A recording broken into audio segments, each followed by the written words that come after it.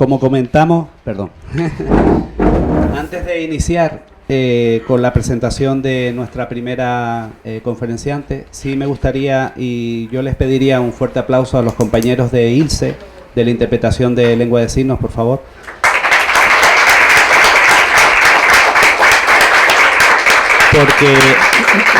Porque aunque es su trabajo, sí es verdad que es un trabajo que tenemos que valorar mucho más y por eso damos esta pequeño regalo con este aplauso. Continuamos. Nos acompaña Carmen Dolores Chinea Brito. Ella es miembro del Museo de Historia y Antropología de Tenerife, ella es la subdirectora. Y simplemente como currículum, porque tiene un extenso currículum, y antes de darle paso con su conferencia inaugural de estas cuartas jornadas, decirle que es diplomada y licenciada en Historia por la Universidad de La Laguna, y en este caso, desde hace ya unos años, viene desarrollando desde el año 90, por lo tanto estamos hablando de una persona que tiene una larga trayectoria, viene desarrollando trabajos vinculados al organismo autónomo de museos y centros del Cabildo de la isla de Tenerife y vinculado sobre todo al Museo de Historia y Antropología, que además se encuentra aquí en la ciudad de La Laguna. Sin más, damos paso a Carmen Dolores, Chinea Brito, con la conferencia inaugural. Cuando quieras, Carmen Dolores, gracias. Gracias, José Juan. ¿Este es mi micro? Este es mi micro. Vale. Me llaman Colola, pero mi nombre de pila es Carmen Dolores y todo el mundo se lía con Carmen Gloria, Caloli, Colola. Esas cosas que pasan en todas las casas, que los hermanos pequeños, porque yo soy la hermana mayor, no dicen el nombre bien, no dicen el nombre completo. Mis padres me llamaban Carmen Lola y mis hermanos repetían Colola y Colola me quedé. Y yo quiero ser también Colola para ustedes. Yo quiero ser Colola para ustedes. Bueno, me han invitado aquí a dar la conferencia inaugural. Me siento como importante, me siento sola también porque esta mesa estaba llena de gente y de repente la mesa para mí, así que tomo los mandos. Espero no aburrirles mucho porque me han dado como 40 minutos de margen para contarles mi experiencia, porque yo voy a hablar desde mi experiencia en mi museo, en el museo en el que estoy.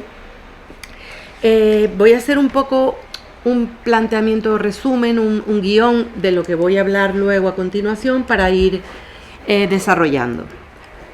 La conocida como Casa Lercaro, porque aquí veo caras del terruño y caras que son de... Ah, vale. ¿Este mejor? Sí, este mejor.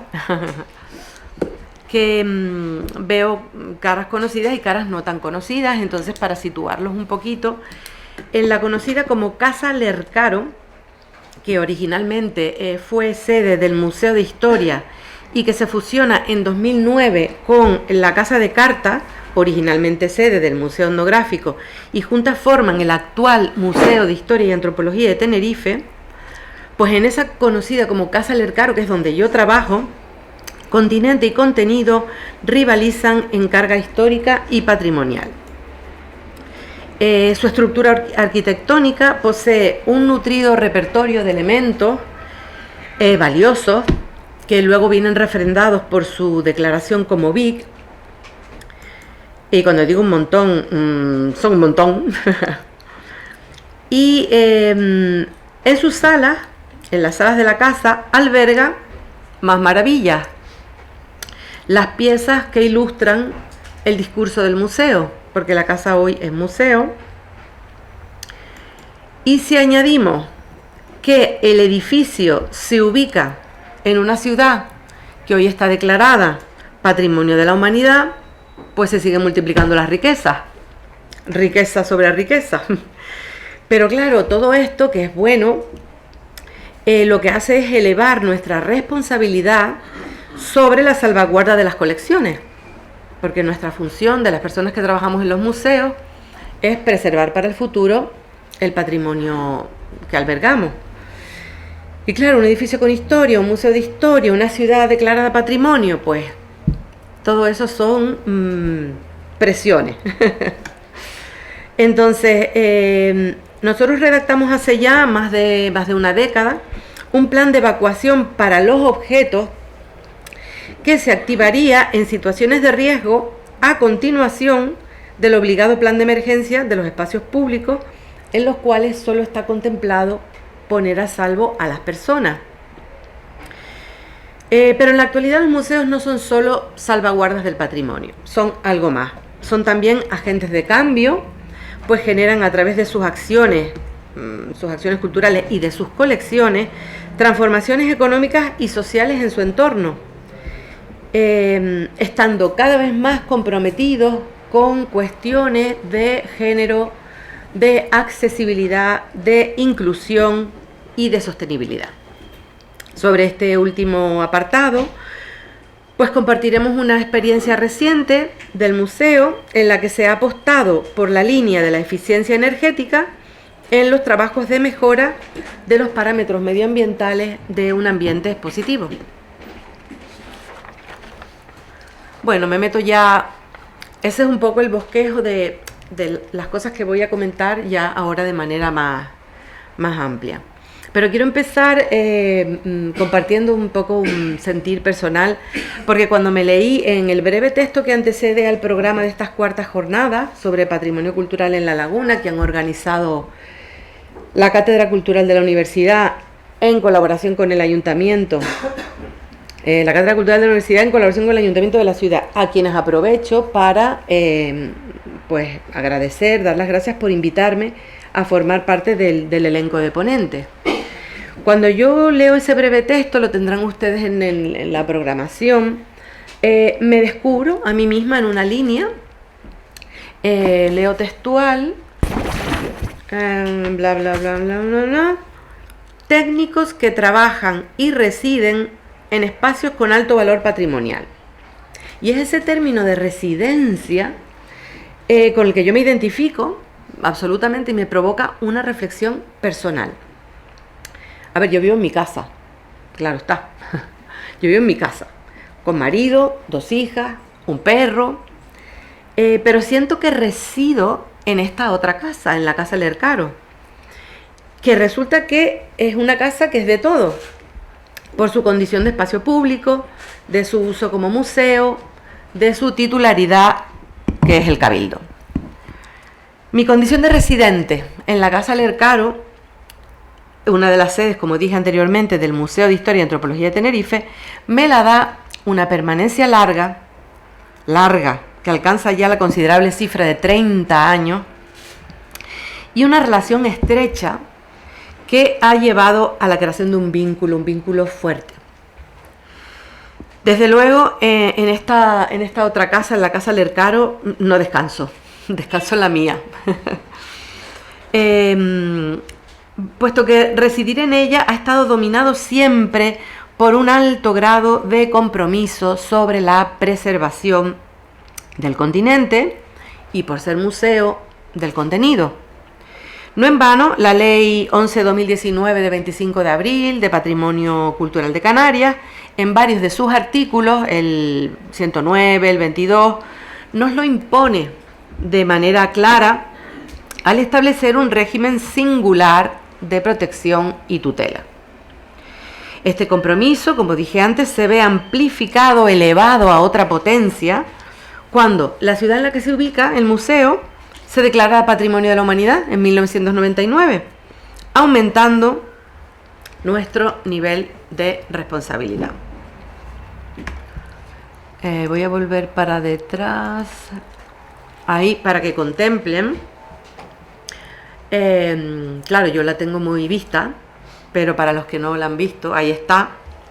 Pueden ver su fachada principal. Yo la veo un poquito peor, qué bueno que ustedes la ven bien, porque yo la veo como con los colores muy fuertes. Ahí pueden ver su fachada principal. Una casa hermosa, pero a la vez compleja. Es difícil de manejar, Lercaro. En origen fue una residencia también de otra familia, apellidada así, Lercaro. El edificio nos puso a prueba desde el principio. Su construcción como vivienda pues no ayudó a su uso posterior como museo y menos su catalogación como bien de interés cultural con la categoría de monumento. El impedimento legal de algunas obras e intervenciones que queríamos hacer no fue posible implementarlas para la protección medioambiental de los fondos y nos hizo poner en marcha en los años inmediatamente posteriores a la inauguración del museo, que fue en 1993, unas rutinas de ventilación forzada sin otra maquinaria que la del personal humano. Recepción y seguridad, fundamentalmente. Los recepcionistas y la empresa, la compañía que nos ponía seguridad. Supervisados por los conservadores, evidentemente. Y esta estrategia apelaba ya a la sostenibilidad, bajo una clara estrategia de eficiencia energética por económica y resolutiva. Así que, bueno, resulta que hasta fuimos un poquito pioneros con esto de aplicar medidas sostenibles. Esta estrategia yo la presenté en La Habana, en Cuba, en el contexto del cuarto Congreso Internacional de Rehabilitación del Patrimonio Arquitectónico en el año 1998. El trabajo está publicado en las actas del Congreso, editadas por CICOP España, páginas 268 a 270, por si alguien tiene interés en ver de manera pormenorizada qué se les ocurrió a estos loquitos del museo, haciendo unas rutinas de ventilación forzada que en resumen era abrir y cerrar ventanas y generar corrientes de aire para mejorar esos parámetros que tenemos la gente que trabaja en los museos grabados a fuego, de humedad relativa, temperatura, contaminación lumínica, contaminación de polvo. Pues eso lo solucionamos con maquinaria humana, con nuestras rutinas de ventilación forzada que han llegado hasta hoy, las seguimos haciendo hoy en día. Bueno, pasemos a los planes de salvaguarda, que si los hacemos bien, y tengo que confesar que no siempre estamos sobre todo y no conseguimos controlarlo todo, pero estamos sobre ello, que es lo importante, la actitud. En los planes de salvaguarda, en primer lugar, pues hay que identificar los riesgos para el museo. ¿Qué riesgos tenemos en el panorama? Riesgos que pueden deberse a causas naturales o riesgos que pueden ser debidos también a causas humanas. Y listar esos riesgos. En segundo lugar, los evaluamos. Y los evaluamos en función de su probabilidad, su gravedad y nuestra capacidad de respuesta. A continuación, identificamos los recursos con los que contamos, recursos materiales, recursos humanos, frente a situaciones de emergencia, quedando de manifiesto, es una cosa clara, de pura sensatez, que a menos recursos con los que contemos, pues más vulnerabilidad.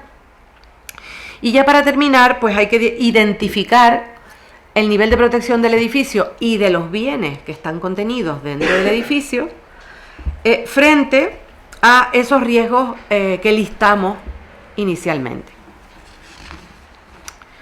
Pues bien, los riesgos en la laguna, que es donde nosotros estamos y los que nos pueden afectar de manera más directa, los riesgos en la laguna, ejemplos reales, están los casos de 1959, no tengo imagen aquí, en 1959 un incendio hizo arder la iglesia del convento de San Agustín. En 1977 una inundación, la laguna quedó totalmente incomunicada. En 2006 otro incendio, esta vez en la sede del obispado, muy cerca de nosotros. Pero cuando digo muy cerca, pasamos miedo. Llegamos a empezar incluso a sacar cosas. Después de sacar a las personas, llegamos a sacar cosas a la calle. Y bueno, más recientemente, en 2019, ha habido otro incendio más en el Ateneo, también en el casco histórico de la ciudad. Pues fue tras el incendio del obispado que el museo pone en perspectiva el diseño de un plan para poner también a salvo las piezas ante situaciones de emergencia si ya están a salvo las personas. Y empieza a preocuparse y a ocuparse de redactarlo. Por aquel entonces recuerdo mis primeros contactos con el técnico en prevención del Consorcio de Bomberos, don Locadio Betancourt Mesa, que no sé qué ha sido de ese hombre y si está en activo, si tiene otro cargo ahora, pero fue un hombre, para mí fue una especie como de ángel, porque mantuve muchas conversaciones con él, mantuve también algunas reuniones, vino luego de visita a nuestras instalaciones y me hizo llegar un informe suyo con sus sugerencias y aportaciones, todas enriquecedoras y válidas. Nos quitó de la cabeza, para empezar, nuestra obsesión por salvarlo todo. Cuando trabajas en un museo y te dicen, hay que salvar, hay una catástrofe, una inundación, un terremoto, un acto vandálico, que hay que salvar, pues se nos va la pinza y lo queremos salvar todo. Es como un padre o una madre cuando le preguntan, ¿cuál es tu hijo preferido? No hay hijos preferidos. Nosotros, los que trabajamos en los museos, queremos a todas las piezas, aunque tengamos nuestras simpatías o antipatías más por unas que por otras, las queremos a todas por igual. Entonces, cuando empezamos en la redacción de ese plan de salvaguarda de las colecciones, una de las cosas que nos hizo ver don Leocadio es que no podíamos salvarlo todo. Y aquel listado inmenso, aquel primer listado inmenso, pues hubo que empezar a purgar y a purgar y a purgar. Esos fueron los prolegómenos, ¿no? Con Leocadio asesorándonos, con nosotros dando un poco tumbos y actuando por ensayo y error. Después, más adelante, llegaron los fondos de la Unión Europea, FEDER, y el proyecto Bomberguís, con el consorcio entre 2007 y 2013.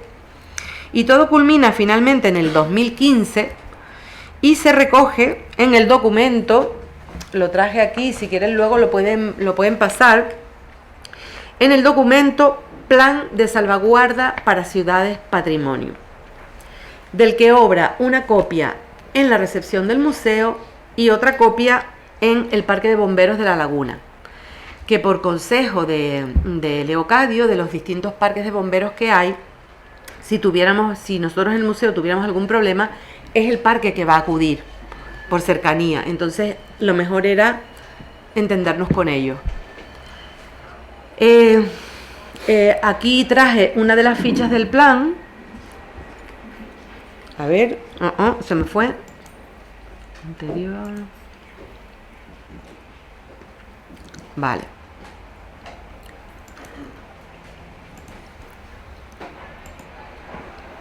Antes de ponerle la ficha del plan, una de las fichas del plan, quería hacerles este pase, es un pase rápido, en donde van a ver qué cantidad tan variopinta de objetos tiene el museo. Un museo de historia y antropología de Tenerife, que además nace en su momento, en el año 93, con la singularidad de que nace sin colecciones, solo había un afán divulgativo por contar la historia de la isla desde el momento de la conquista hasta la actualidad, y las colecciones se van haciendo a la par del proyecto discursivo para ilustrar la narrativa, pero hemos tenido la suerte de fusionarnos con otro museo, el Museo Etnográfico, de disciplinas afines a la nuestra, y también hemos tenido la suerte de calar entre la población y conseguir la credibilidad del público, que ha terminado por ver en nuestro museo un repositorio de las memorias, de sus memorias. Y no nos paran de llegar donaciones, depósitos, para engrosar los fondos. Entonces, bueno, ahí hay un pase así más o menos dinámico de una miscelánea distintas, porque tenemos libros y documentos, mobiliario, enseres personales, cartografía, juguetes, o sea, la tipología es amplia, variada, y nosotros, me da risa porque nosotros queríamos al principio salvarlo todo. Y en este plan de salvaguarda que finalmente se pudo redactar con esos apoyos económicos, con la presencia también del Parque de Bomberos, de personas expertas que nos ayudaron, pues nosotros lo que hicimos fue redactar, o sea, preparar unas fichas individuales de todas esas piezas que les estoy pasando ahí. Unas están en el plan y otras no. Porque nosotros tuvimos que sacrificar, por cuestiones de antigüedad, de originalidad, de estado de conservación. Son muchos los criterios para discernir qué objetos salvas y qué objetos no, sobre todo porque en situaciones de catástrofe muchas veces lo que no hay es tiempo, y encima primero hay que salvar a las personas y luego volver a entrar a por las cosas. Pues lo trabajamos en fichas. Esto fue un trabajo de mucho tiempo. Díganme si esto está en bucle y ya volvieron a ver las... Vale. Vale. Porque como lo había puesto en bucle, no sabía si ya se estaban empezando a volver a ver las piezas del principio. Ven, también hay juguetes, o sea, la miscelánea es de lo más variopinta.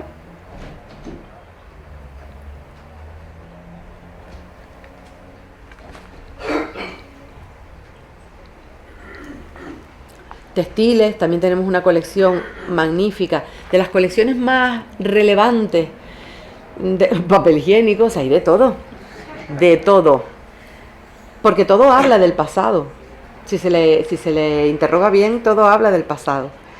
Las colecciones nuestras más potentes son la colección de cartografía y la colección de textiles e indumentaria de Tenerife. Después tenemos otro montón de cosas más, pero esas son nuestras colecciones estrella, la de cartografía y la de textiles e indumentaria. Eso es una ratonera. El reloj del tranvía, del antiguo tranvía. Ahora hay otro mucho más moderno, pero eso es el reloj del tranvía donde fichaban los operarios, los trabajadores del tranvía.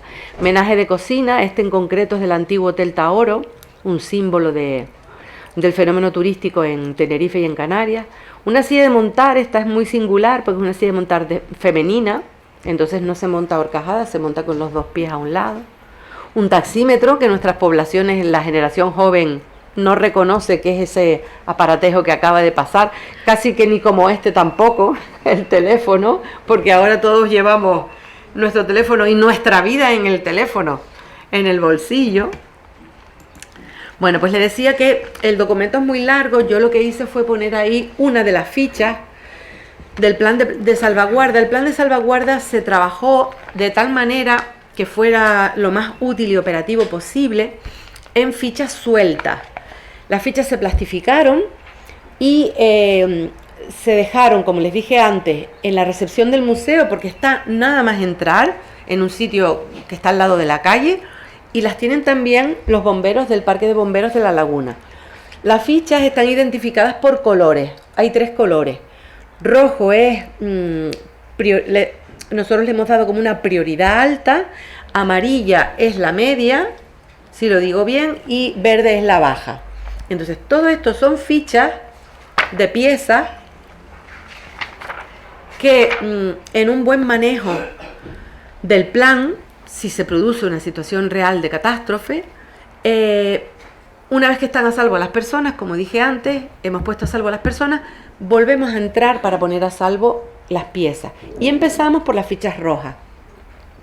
Y una vez que hemos sacado las piezas de las fichas rojas, en esta ficha que se puede trabajar con ella de manera exenta, en las plastificadas que están en los 2 sitios que les dije, hay un plano del edificio, hay una foto del objeto y de la vitrina donde está el objeto y una serie de recomendaciones.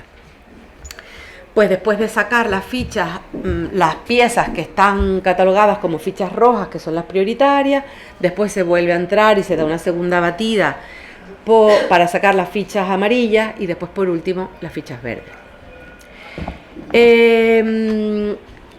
Resulta que esto no se queda aquí en el papel, porque en el papel todo está bien y nos da mucho margen para razonar, trastear, testear, pero este tipo de cosas hay que ponerlas en práctica.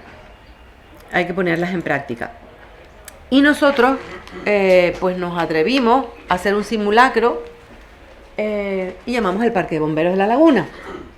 Recuerdo que en aquella época andaban justo con un tema reivindicativo de salarios Me dijeron, ay, es un mal momento porque ahora no se van a prestar. Pero yo llegué allí con mi mejor sonrisa. Les dije que no se preocuparan, que era una cosa entretenida. Les hablé de, bueno, lo supe comprometer y organizamos el simulacro de plan de emergencia, de plan de evacuación de las piezas. Por supuesto, lo que hice fue comprar en un bazar chino objetos que pudieran simular, pues un jarrón, un cuadro, objetos que pudieran simular los objetos de nuestro plan de salvaguarda, pero para no someter a mucho riesgo a las piezas, tampoco a nosotros, porque el estrés de las piezas fue el estrés nuestro también. Y les tengo que confesar que, curiosamente, ellos, que son unos profesionales que están acostumbrados a acudir a situaciones reales de emergencia, yo los vi nerviosos y tropezándose. Y les decía de vez en cuando que es un jarrón del chino, que es un cuadro del chino, para que todo fuera como un poco más fluido, ¿no? Y creo que eso es importante, que nos ejercitemos en la práctica, porque está bien organizarse en la mesa, organizarse en el papel, ver todo, amarrar todo, pero después hay que pasar en este tipo de cosas de protección del patrimonio, hay que pasar a la acción y hay que hacer simulacros y simulacros. Porque este fue en el año 2015, se redactó el plan, pues fue un poco después y no lo hemos vuelto a hacer. Entonces, a lo mejor hay algún bombero que ya se jubiló, a lo mejor hay que ver si en el Parque de Bomberos de la Laguna las fichas están en su sitio. Yo a mi gente de recepción se los digo constantemente, la ficha allí. Ya caigo hasta como un poco pesada. Vale. A ver, y bueno, para ir terminando, que hay otra fotito también de los bomberos. Lo que hicimos fue, como estaba contemplado en el plan de salvaguarda, lo que hicimos fue, se tiene que localizar un lugar seguro fuera del edificio, para, por lo menos así lo hicimos nosotros, para en un primer momento sacar las piezas ahí y luego ya de manera definitiva llevarlas a nuestro almacén, porque nuestro almacén está lejos, está en un polígono industrial, en la zona de mayorazgo, que hay que coger coche, y claro, lo que no podemos es con esos kilómetros de distancia, y volvernos iba a llevar tiempo. Y el tiempo es oro en una situación así, el tiempo es oro. Entonces, lo que se hace normalmente fue asesorado, fue una cosa que nos comentaron desde el Parque de Bomberos de la Laguna, es decidir un sitio cercano donde de manera provisional ir sacando las piezas. Allí se embalan y se preparan y luego ya se mueven para nuestro almacén o para otro museo o para donde hayamos pactado ponerlas. Les quiero contar como anécdota, porque estas cosas solo las sabe quien las vive. Todavía no está escrito en ningún libro, a lo mejor algún día lo escribo, unas memorias o algo así. Pero les quiero contar a ustedes, cuando el incendio del obispado, que en principio parecía una cosa de poco montante y que estaba controlada porque sentimos llegar a los bomberos, y le dije a todo el mundo, a sus mesas, que ya está aquí, ya están aquí los profesionales y ya van a controlar el asunto. Pues el asunto no se controló, el asunto se descontroló. Y estando sentados en nuestras mesas habíamos vuelto a nuestras tareas, uno de los técnicos me dice que se sigue viendo mucho humo, A mí me extrañó, porque digo, pues están ahí los bomberos. Entonces salimos y vimos que efectivamente, bueno, lo vieron en la imagen anterior, el humo de uno de los tejados del obispado tenía unas llamas de tal calibre que podían, en alguna ráfaga de viento, alcanzarnos a nosotros. Y entonces todavía no teníamos ningún plan, salvo el de evacuación, el legal, el que te impone la ley para, en edificios públicos, poner a salvo a las personas. Nos subimos a nuestro tejado a mojarlo, a regarlo, para refrescarlo, y nos pusimos a sacar piezas de fuera del museo, porque es que veíamos que el fuego se nos venía, en cualquier momento el fuego se nos venía encima. Y de una manera un tanto desordenada, porque no teníamos este magnífico plan de salvaguarda para ciudades patrimonio, de una manera un poco desordenada, pero salió. Hicimos un repaso mental de dónde estaban en qué salas estaban las cosas más importantes, si era fácil acceder a ellas, porque algunas están en unas vitrinas grandes que requieren de ventosas industriales, de personal de mantenimiento, y hicimos una evacuación de algunas piezas. Llamamos en aquel momento al presidente del casino de La Laguna, que estaba en la esquina. Fue súper sensible con el asunto y con la situación, y nos ofreció su espacio para guardar las cosas que estábamos intentando evacuar del edificio. Finalmente, gracias a Dios, el obispado se quemó mucho, pero Lercaro no se quemó nada, y a las pocas horas volvimos a retornar aquellas cosas que el presidente del casino nos había dejado poner en el interior del casino. Hoy estamos todos mucho mejor preparados para estas cosas. Hoy estamos todos mucho mejor preparados. Pero bueno, aquello se los quiero contar porque sucedió y se ve uno apurado. Y cuando ves las barbas de no dice el dicho, el refrán, hay un refrán que dice: cuando ves las barbas de tu vecino arder, pon las tuyas a remojar. Por eso nos metimos con el plan de salvaguarda de colecciones que ya es una realidad. Bueno, y para ir terminando, vamos a hablar de sostenibilidad, que es la palabra que está ahora de moda y que además está también en el epígrafe de estas cuartas jornadas. Nosotros tenemos en marcha una novedosa propuesta para mejorar los parámetros medioambientales del espacio que acoge los carruajes. Nosotros tenemos en el museo 2 magníficos carruajes y tenemos en estos momentos, como les decía, una novedosa propuesta para mejorar los parámetros medioambientales de ese espacio.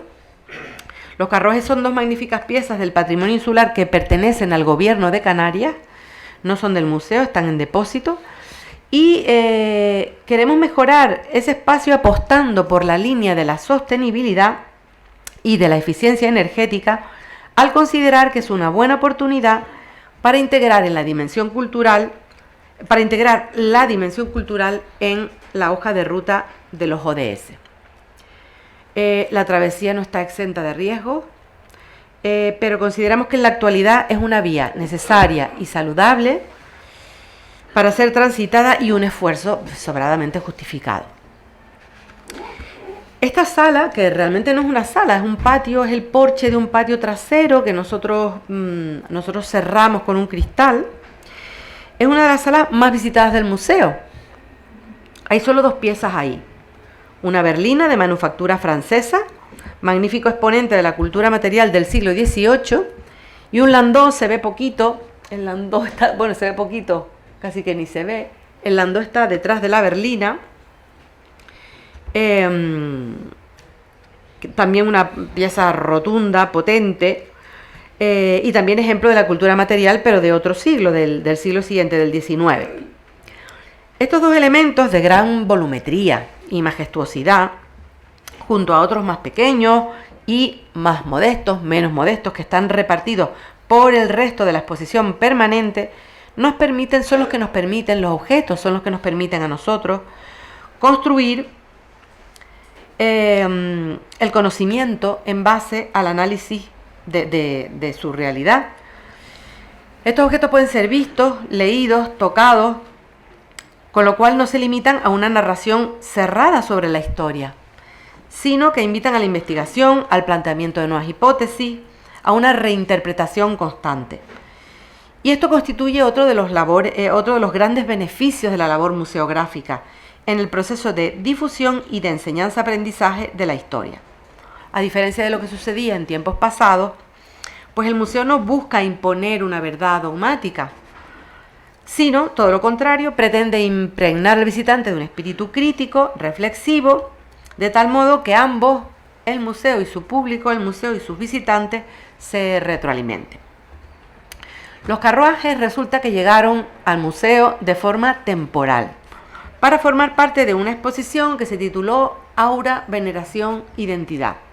El subtítulo, Objetos extraordinarios de la historia de Tenerife. La exposición se terminó, fue una exposición que tuvo mucho éxito, vinieron piezas de muchas partes. La exposición se terminó, los objetos volvieron a sus dueños, pero los carruajes se quedaron hasta hoy. Esa exposición fue en el 2019, si no recuerdo mal.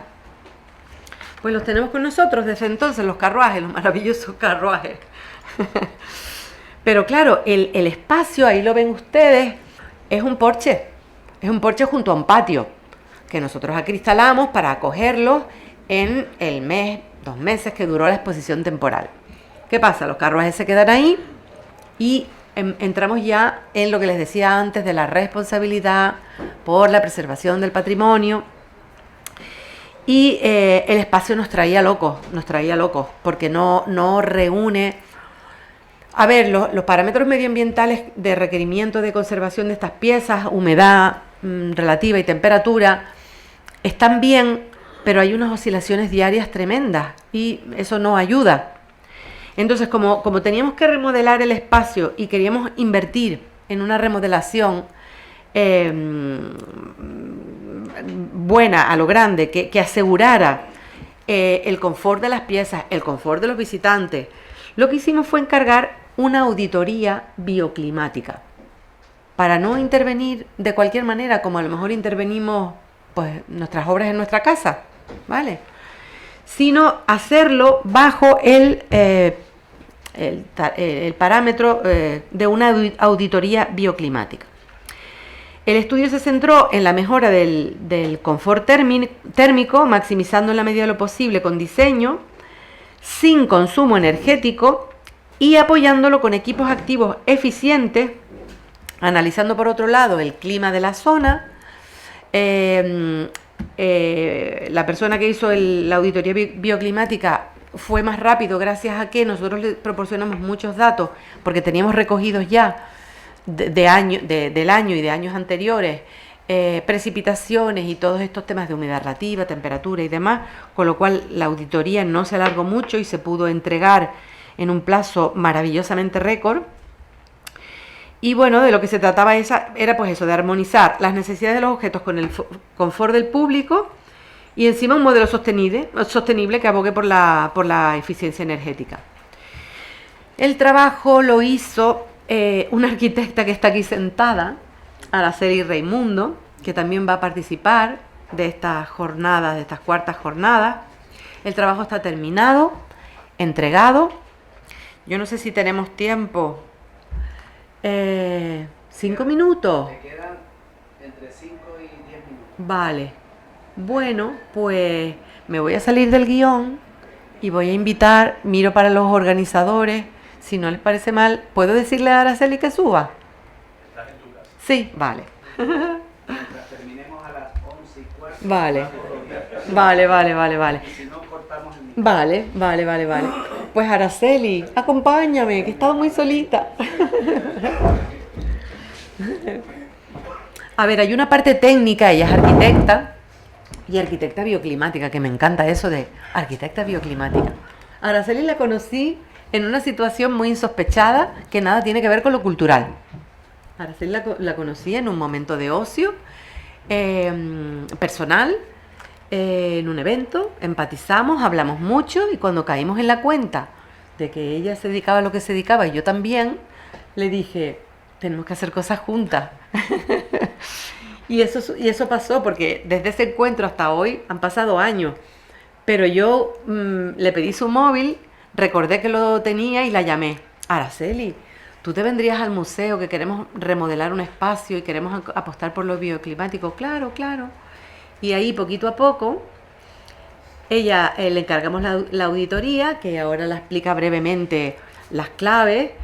Y ahora el siguiente paso es, ya está informada la Comisión de Patrimonio, porque como nuestro edificio está declarado BIC, ya está informada la Comisión de Patrimonio. Afortunadamente, esta zona en la que están los carruajes, aunque está dentro del perímetro de protección, es muy posterior, es del 18, no nos somete a tanto nivel de protección, tenemos un poco más de margen para actuar, y lo que nos han dicho es que simplemente nos dirijamos al ayuntamiento y pidamos un permiso de obra.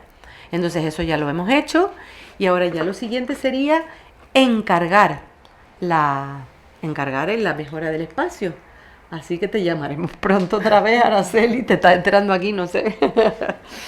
Para estas cosas que ella ha visto en la auditoría, que se pueden implementar y que abogan por lo sostenible, pues sean en breve plazo una realidad. Ojalá que sí. Ojalá que sí. Bueno, un placer colaborar con ustedes. La verdad es que siempre el intervenir en el patrimonio histórico es muy delicado y hace falta muchas opiniones y reflexiones. ¿Se oye? Sí. Hace falta muchas opiniones y reflexiones porque tomar decisiones es comprometido. Son espacios que se diseñan muchas veces con criterios estéticos, y para que realmente sea bioclimático y se comporte bien y sea sostenible hay que tener en cuenta lo que es la orientación. En temas de rehabilitación no se puede modificar la orientación, pero luego sí el tema de la envolvente. En el caso de este espacio, la verdad es que es muy bello el tener un cristal dividiendo el espacio de carruajes del exterior, porque la gente que va recorriendo el museo pues puede salir y irse como impregnando en lo que hay dentro, ¿no? Pero el problema es que en un clima con una oscilación térmica y una humedad como la de la laguna, el manejar esta envolvente compromete muchísimo el confort interior. Entonces, bueno, pues lo que hicimos fue analizar el espacio y la envolvente. Las humedades relativas eran altísimas, pero también vemos que por fuera hay un jardín que se riega y que por debajo del suelo no había impermeabilización, porque como ven el suelo tiene moho, ¿no? entre las grietas y las juntas, con lo cual bueno, pues había que intervenir en la totalidad. Entonces, bueno, lo que hemos propuesto es simplemente tener una buena envolvente, en el sentido de poner no el vidrio, sino un cerramiento que permita la iluminación, pero que sea un poco más moderado en cuanto a la captación de luz, que se pueda proteger también del exceso de temperatura del verano, porque cuando en verano hace calor en Santa Cruz, en la laguna muchas veces cuando hay tipo sur hace más calor todavía, con lo cual la oscilación es importante. Entonces, es un tema que a veces vale la pena pensar si un espacio realmente no estuviera protegido, aunque esté dentro del ámbito de un espacio que está protegido, si vale la pena tomar decisiones más modernas, digamos, o hay que adaptarse a la forma y la manera de diseñar el edificio antiguo, ¿no? En este caso, claro, teníamos un término medio, teníamos un porche que sí que estaba construido anteriormente, pero luego el resto de la envolvente se había hecho con posterioridad. Entonces, bueno, pues un poco la reflexión en este sentido es si vale la pena, por temas de sostenibilidad, el tener en cuenta que estamos haciendo una intervención posterior. Y siempre recuerdo una anécdota de un profesor de arquitectura que decía que lo que no es tradición es plagio, o sea que si lo que queremos es hacer una intervención en un edificio posterior, hay que manejar los recursos de ese momento, que seguramente es mucho más interesante que replicar lo que ya estaba hecho. No hay más tiempo antes de que me corten, pero bueno, es esa reflexión. Gracias. Bueno, pues nada, creo que 5 minutitos, ¿sí? Vale. Bueno, pero ya está. Pensé que era ya. Yo creo que ya está todo dicho, podemos seguir ahondando y podemos seguir hablando, que hablar es estupendo. Pero quizás hablar en el café. A ver, aquí está, yo lo traje, con tu permiso, porque esto es copyright Araceli. Aquí está la auditoría bioclimática, ¿vale? Se analizaron, pues como decía ella, son cosas que es que si lo piensas son cosas como del sentido común. Son cosas del sentido común.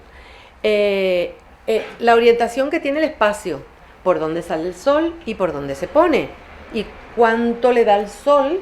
Le da todo el día, le da nada más que mediodía, le da las horas de la tarde, le da las horas de la noche.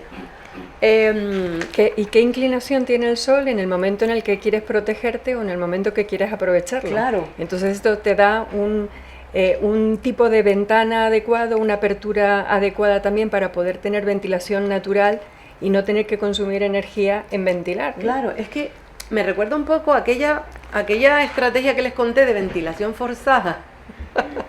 Que resulta que después me entero que la Smithsonian Institution, o sea, toda una eminencia tenía un proyecto de investigación que puso en marcha en algunos museos de áreas del tercer mundo, con menos recursos y tal, que iba de eso, de ventilación forzada manual. Nosotros lo tuvimos que hacer porque no quedó otra, porque los aparatos no nos los dejaban poner y nosotros teníamos que conseguir hacer oscilar la temperatura, la humedad. Entonces cerramos contraventanas. La gente, por ejemplo, se queja. Los invito a los que no han ido a visitar la Casa Lercaro, que está aquí en el centro de la laguna. La gente se queja que el museo es muy oscuro, es que el museo es muy oscuro. Hemos tenido que, claro, el museo está en una casa que es una desobediente la casa, pero es una desobediente porque la casa se construye para vivienda. Si la casa se construye para ser museo, pues la hubiéramos construido de otra manera. Pero claro, nosotros heredamos una vivienda familiar. ¿Qué hicimos? Cerrar ventanas y contraventanas, porque el sol entraba a raudales. Entonces, y paliarlo con iluminación artificial, que tiene sus filtros UVA, UVB, todas esas cosas. Pero la gente se queja de que el museo es oscuro. Y me encantaría un día llegar y abrir todas las ventanas, pero no. En este caso, solamente comentar, si no te importa, la orientación del museo era buena. O sea, esta fachada del cristal es sur, es la ideal. Tiene más captación solar durante el invierno y tiene menos captación o más fácil de proteger durante el verano. Y además esa cubierta, el problema que tiene es que tiene el edificio enfrente que es más alto y a veces le hace obstrucción solar, pero determinados meses se comporta bien. Y luego esa cubierta podría ser fotovoltaica, por ejemplo. Entonces, si ese añadido, digamos, al edificio más histórico pudiera ser encima un referente a la sostenibilidad, pudiera dotar de energía al resto del edificio, pues también es algo que se puede enseñar al público en general, ¿no? Con lo cual formaría parte moderna del discurso museístico, ¿no? Muy bien, despedimos y damos las gracias a Colola y a Araceli, a las dos le pedimos un aplauso, por favor. Después, comentarle que después tanto Araceli como Colola van a participar, Araceli ahora en la mesa, en el panel que va a participar justo después del coffee break, y Colola en la mesa redonda, así que vamos a continuar. Así que ahora paramos y media hora de coffee break, ¿ok? Gracias.